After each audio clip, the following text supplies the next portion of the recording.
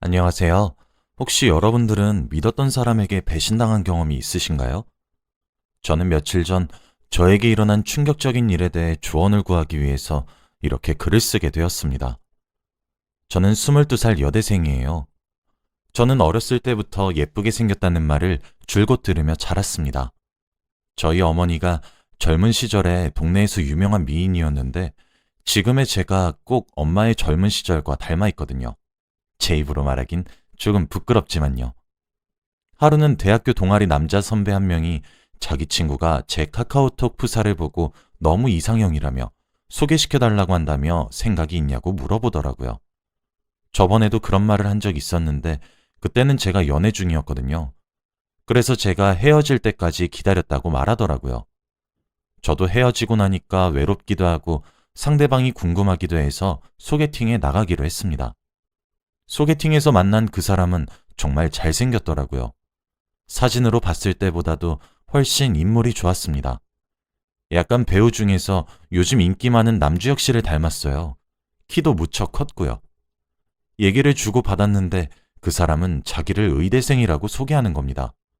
키도 크고 잘생겼는데 학벌도 너무 좋은 거 있죠? 또 심지어 매너도 정말 좋았습니다. 소개팅하는 내내 제 편의를 봐주고 하나하나 챙겨주는데 꼭 제가 드라마나 영화에 나오는 여주인공이 된 기분이었어요.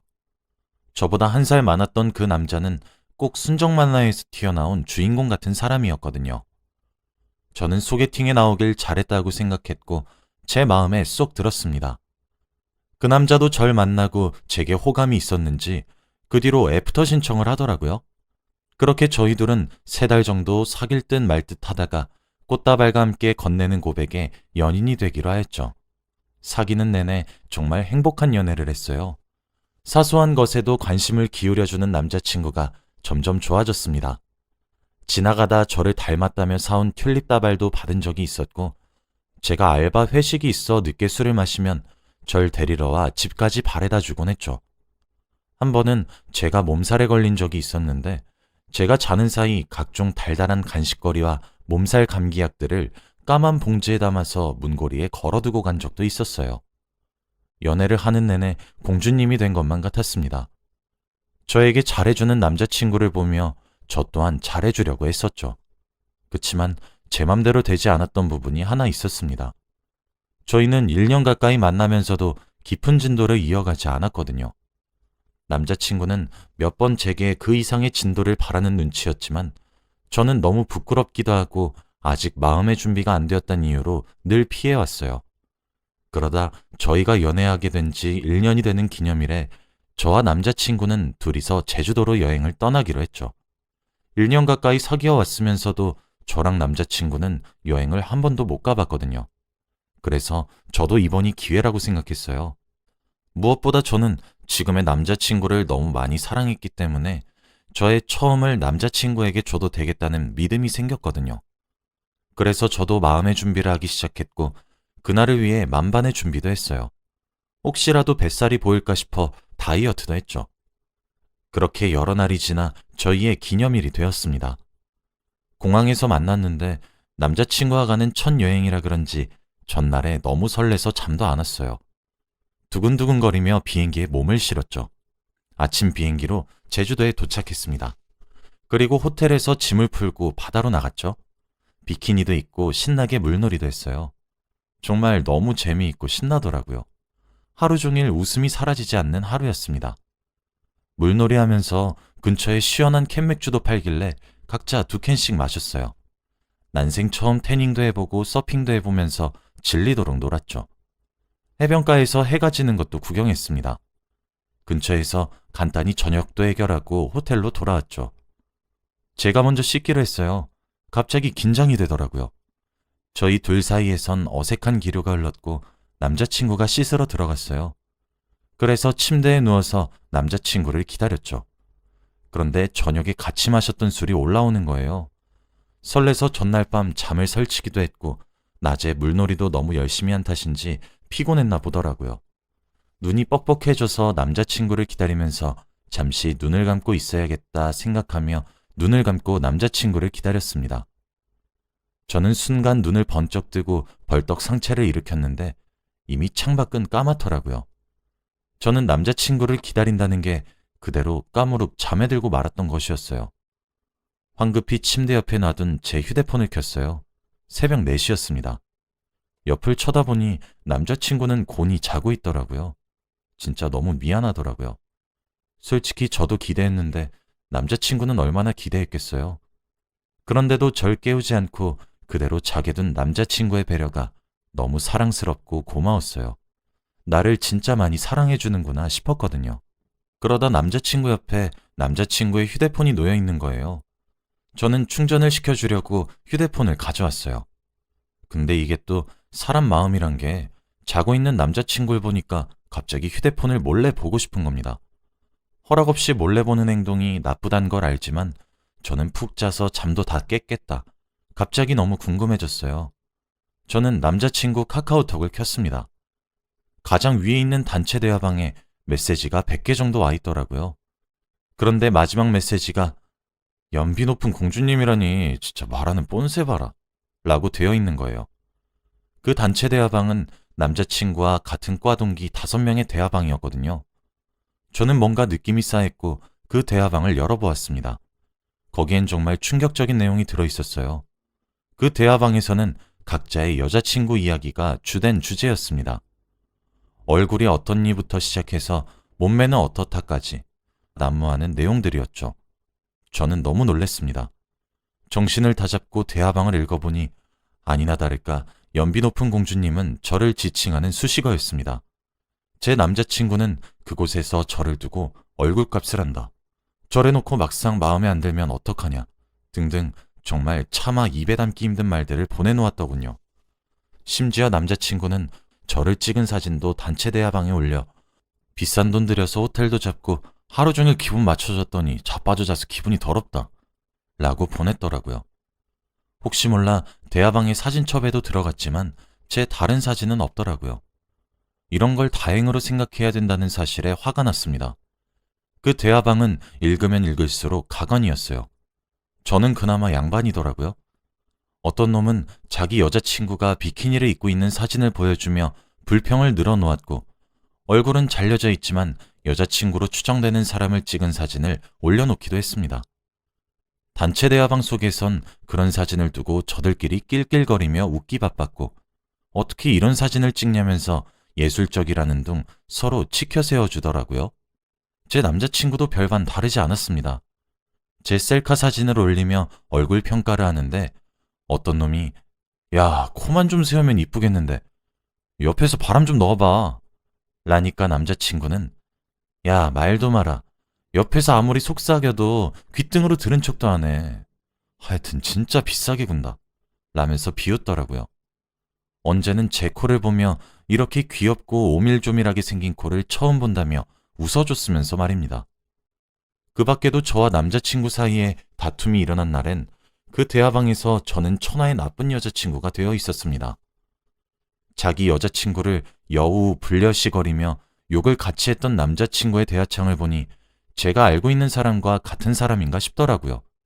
정말 믿기지 않았어요. 저는 남자친구 얼굴을 마주보며 따져볼까 생각했지만 문득 겁이 났습니다. 저에겐 항상 다정했지만 채팅방에서는 상스러운 욕설과 조롱, 만일 제게 직접적으로 비슷하게 얘기를 하면 어떻게 대처해야 될지 모르겠더라고요. 저는 도망을 쳐야겠다는 생각이 번뜩 들었습니다. 휴대폰을 내려놓고 짐을 싸러 가려다가 정말 설마하는 심정으로 남자친구 휴대폰의 사진 앨범을 열어보았어요. 세상에나 1년 동안 저를 몰래 찍은 사진이 수백 장이 나오더라고요. 진짜 너무 충격적이었어요. 사진을 일일이 지우기엔 양이 너무 많아 그냥 모든 사진을 전체 삭제했고 남자친구 휴대폰을 뒤져서 백업한 흔적이 있는지도 면밀히 살피고 휴대폰을 협탁 위에 내려놓았습니다. 남자친구가 잠에서 깰까 정말 심장이 미친 듯이 뛰었어요. 짐도 제대로 챙기지 못했습니다. 옷을 대충 챙겨 입고 캐리어에 제 물건이 보이는 대로 쑤셔넣고 살금살금 호텔 방을 빠져나왔어요. 당장이라도 주저앉아 버리고 싶었지만 여기서 시간을 지체할 순 없었습니다. 해도 뜨기 전에 호텔을 나와 택시를 잡고 바로 공항으로 출발했어요. 오늘 출발하는 비행기 중 가장 빠른 비행기로 표를 끊었고 다행스레 1시간 뒤에 제주도를 떠날 수 있었습니다. 비행기에 타서 탈출했다는 생각이 들자 그제서야 안도감이 밀려왔어요. 제가 생각한 것보다 더 많이 놀랐는지 손이 벌벌 떨리더라고요. 저는 비행기에서 내리자마자 택시를 잡아서 급하게 집으로 향했고 집에 도착하자 모든 긴장이 다 풀렸습니다. 스르륵 주저앉았죠. 그렇게 잠시 멍을 때리고 있는데 그때 제 휴대폰이 울리더라고요. 전화였습니다. 남자친구가 건 거였어요. 저는 흠칫 놀랐고 전화를 받지 않았습니다. 그렇게 끊긴 줄 알았는데 곧바로 다시 전화가 걸려오더라고요. 그렇게 미친 듯이 남자친구로부터 연락이 오기 시작했습니다. 전화와 동시에 카카오톡, 그리고 문자 등 정말 여러 가지 방법으로 연락이 왔죠. 남자친구 입장도 이해는 됩니다. 곤히 자고 있는 여자친구 옆에서 자다가 일어났는데 여자친구도 여자친구의 모든 짐들도 함께 사라졌으니 얼마나 놀랐겠어요. 제가 판도라의 상자를 연 줄도 모를 테니 말이죠. 저는 정신을 다 잡고 전화는 모두 거절하고 카카오톡에 답장을 남겼습니다. 나 단체 대화방 다 읽었어. 난 솔직히 나한테 오빠가 너무 잘해줘서 오빠 친구들한테도 내 자랑을 했겠지? 하는 마음에 몰래 봤어. 근데 대화 내용이 정말 충격적이더라. 오빠도 일말의 양심이 있고 나한테 정말로 미안하다면 2번 다시 연락하지 말아주길 바래. 정말 소름 끼치도록 무섭고 아직도 진정이 안 돼. 내 눈앞에 나타나지 말아줘. 라고 답장을 보냈어요. 그렇게 빗발치던 모든 전화가 거짓말처럼 조용해지더군요. 남자친구는 제 답장에 아무런 말도 하지 않았습니다. 저는 그제서야 눈에서 눈물이 주룩주룩 났고 침대에 누워 엉엉 울었죠. 그렇게 울다 잠들었습니다.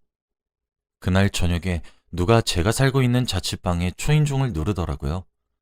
그 소리에 잠이 깨어 인터폰을 확인해보니 남자친구였습니다. 아무런 인기척도 내지 않더라고요. 다행스럽게 오전에 울다 지쳐 잠들어서 그런지 집에 모든 불도 꺼져 있었거든요. 숨죽이고 있으니 문고리도 돌려보고 비밀번호도 아무거나 눌러보고 그러더라고요. 미친 듯이 겁이 나기 시작했죠. 그때 제 휴대폰에 연락이 한 통 왔습니다. 나 너희 집 앞이야. 집에 없니? 너 올 때까지 기다릴게. 얼굴 보고 얘기 좀 하자.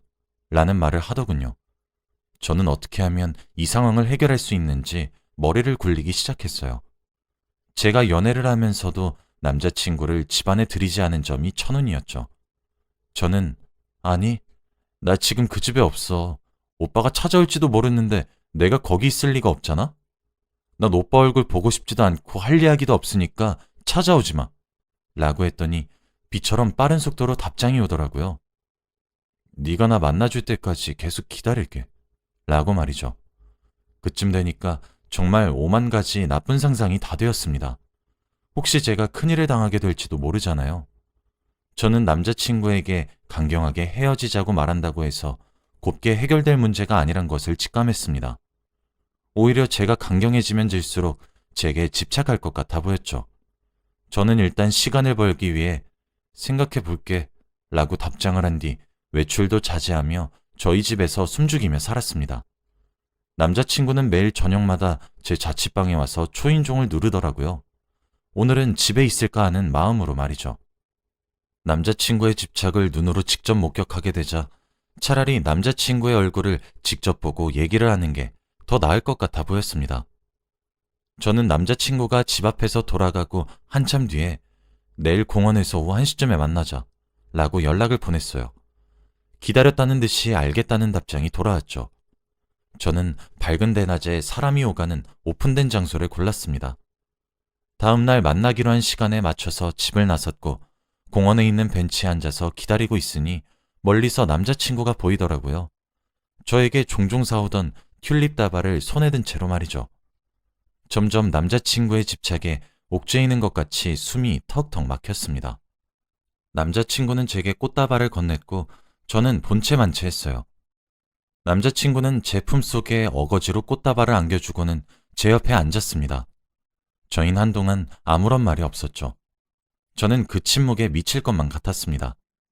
제가 먼저 만나자며 하고 싶은 말 있으면 한번 해봐 라고 했더니 남자친구는 미안해. 한 번만 용서해 줄 수 없겠니? 라고 하더군요. 저는 정말 흥분하지 않으려고 최대한 노력했습니다. 근데 용서해달란 말 같지도 않은 개소리를 듣고 앉아있으니 정말 눈이 뒤집히더라고요. 저는 너 미쳤니? 말이 된다고 생각해? 오빠가 한 건 범죄야, 범죄. 그래놓고 지금 어디서 뻔뻔하게 용서해달란 소리가 입 밖에 나와? 오빠는 진짜 일말의 양심도 없니? 어떻게 1년을 두 얼굴로 날 기만했으면서 뭐? 용서? 라고 으르릉거리며 말했습니다. 남자친구는 진짜 미안해. 너는 모르겠지만 남자들끼린 그런 대화 정말 많이 해. 나만 그러는 것도 아니야, 진짜. 우리도 진짜 그냥 전부 다 장난이고 다 허세야. 좀 있어 보이고 싶고 내가 여자를 꽉 쥐고 산다. 뭐 이런 느낌을 주려고 그랬던 거지. 진짜 별 의미 없어. 진짜 내가 잠시 미쳤었나 봐. 나 너한테 진짜 진심이야. 제발 한 번만 더 기회를 주면 안 될까? 네가 두 번 다시 걔네들이랑 어울리지 말라면 절대 안 어울릴게. 바로 절교도 할게. 정말 미안해. 내가 다 잘못했어. 나는 너를 정말 그런 식으로 생각한 적이 단 한순간도 없어. 정말이야. 너도 내가 너한테 얼마나 잘해줬는지 잘 알잖아. 내가 잠시 눈이 멀었었나 봐. 진짜 미안해. 네가 떠나고 나니까 정신이 차려지더라.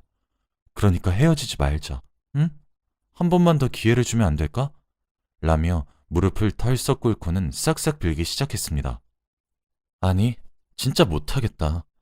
나는 이번 일로 오빠뿐만 아니라 모든 사람들도 못 믿게 될 것 같아. 근데 뭐? 계속 만나달라고? 할 말 끝났으면 갈게. 나 찾아오지도 말고 연락도 하지 말아줘. 오늘 다 차단할 거야. 라고 꽃다발은 벤치 위에 둔 채로 도망치듯 빠르게 나왔습니다. 이 모든 일은 불과 일주일 전에 일어났어요. 그 이후로 지금까지 모르는 번호로 돌아가며 저에게 문자가 오고 있고 공중전화로 콜렉트콜로 전화가 오는 등 정말 시달리고 있습니다. 언제까지 제 집에서 숨을 죽이고 지낼 순 없어 평소처럼 생활하고 있었죠. 어제는 문을 쾅쾅 두드리며 잠시 얘기 좀 하자고 소리를 질러 결국 경찰을 부르기도 했습니다. 경찰에선 다음부터 이러시지 말라며 훈방하더라고요. 단순 연인끼리의 싸움으로 보고 말이죠. 진짜 미칠 것 같았습니다. 하루하루 피가 바짝바짝 마르는 기분이에요. 어저껜 소개팅을 주선해준 선배가 연락이 오더라고요. 왜 일방적으로 헤어지려 하냐고. 남자친구가 저에게 연락 좀 받게 해달라고 말 좀 전해달라 울면서 말했다면서요. 정말 수치스럽고 치욕적이라 이야기를 꺼내고 싶진 않았지만 선배에게 있었던 일을 간략히 전화로 알려드렸어요. 오히려 남자친구가 저한테 집착하고 있으니 그러지 못하게 설득시켜달라고 말이죠. 선배는 믿지 못하더라고요. 정말이냐고 몇 번을 제게 되물었습니다. 저는 울면서 정말 미칠 것만 같다고, 사는 게 사는 것 같지 않다고 하소연했어요. 선배는 알겠다고 힘내라고 말해주었고 본인이 이번 일은 모르는 채 하며 남자친구에게 그런 여자 잊으란 식으로 한번 설득해보겠다고 하며 되려 그런 사람인 줄 몰랐다며 제게 미안하다 했습니다. 왜 모든 사람이 잘못된 행동인 것을 이렇게 명확히 알고 있는데 왜 그 사람만 자꾸 몰랐다고 하는 걸까요? 아무리 연락처를 차단하고 모든 연락수단을 차단해도 갖은 방법으로 제게 접촉해오는데 제 삶이 피폐해지는 것만 같습니다. 저는 어떻게 해야 남자친구와 안전하게 이별을 할 수 있을까요? 엊그제 저녁을 먹으며 뉴스를 보고 있는데 자꾸 폭력을 휘두르는 남자친구에게 이별을 고한 여자친구는 골목길에 숨어있던 남자친구에게 습격을 받아 하는 속보를 받게 되었습니다. 뉴스를 보는데 정말 남일 같지 않아요. 정말 너무 두렵고 무섭습니다. 저는 어떻게 해야 될까요? 당장 다음 달부터 학교도 개강이라 언제까지나 집에 있을 수도 없는 노릇이고 외출도 언젠간 해야 될 텐데 이별 범죄에 휘말릴까 싶어 정말 너무 걱정됩니다. 여러분들의 현명한 조언 부탁드려요. 제발 제게 지혜를 빌려주세요. 감사합니다.